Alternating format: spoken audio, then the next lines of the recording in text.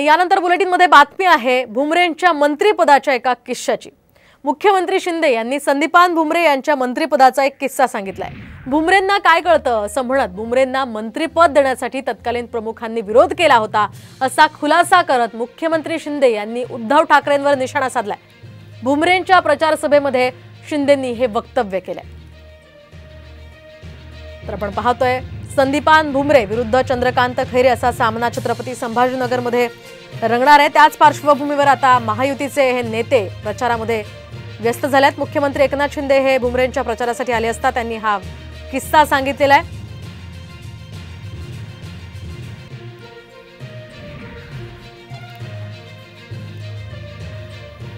बोले अगोदर मला त्यांना मंत्रिपद देताना त्या काळात तत्कालीन प्रमुखांनी फार विरोध केला। बोले काय मंत्रिपदाचा लायक माणूस आहे का? बोले काय त्याच्यामध्ये खोटी आहे का? 5 वेळा निवडून आलाय, ग्रामपंचायती बाजार काय काय मार्केट कमिटी सगळं त्यांचंच आहे, एक हाती त्यांची सत्ता आहे।